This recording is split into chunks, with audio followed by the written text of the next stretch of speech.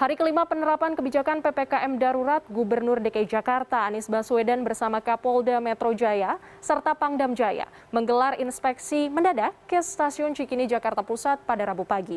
Dalam sidaknya, Anies Baswedan menemukan banyaknya pegawai di sektor non-esensial yang masih bekerja di kantor.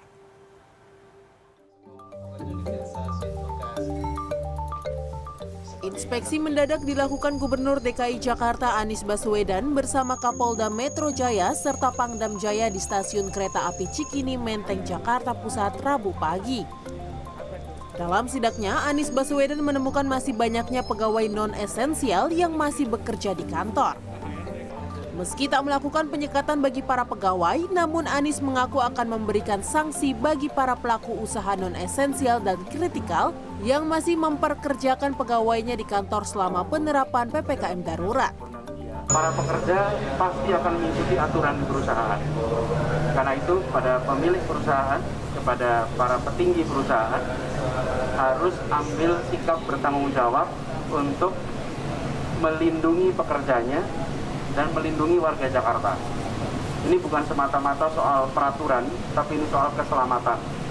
Ini bukan soal untung rugi, tapi ini soal nyawa. Soal ngosongin Jakarta. Tiap hari kita nguburin orang, Pak. Bapak ambil tanggung jawab.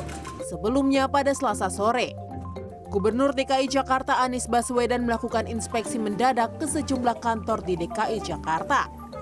Anies menemukan sejumlah perusahaan sektor non-esensial yang tidak menerapkan sistem kerja work from home 100%. Ini bukan soal untung rugi, ini soal nyawa. Ya, kita ini mau nyelamatin nyawa orang. Anies pun makin murka saat mendapati ada karyawan perusahaan tersebut yang dalam kondisi hamil. Apalagi ibu hamil masuk. Ibu hamil kalau kena COVID mau melahirkan paling susah. Anies menyinggung kasus kematian di Jakarta dan mengingatkan seharusnya perusahaan mengambil tanggung jawab dalam menekan angka kasus corona. Ia juga meminta operasional kantor yang berlokasi di Sahid Sudirman Center ini langsung dihentikan. Sementara itu, salah satu perusahaan yang disidak Anies yaitu PT Equity Life menyatakan bahwa perusahaannya di bidang industri asuransi jiwa, sehingga tergolong dalam perusahaan keuangan non-bank yang diawasi otoritas jasa keuangan sehingga termasuk dalam esensial.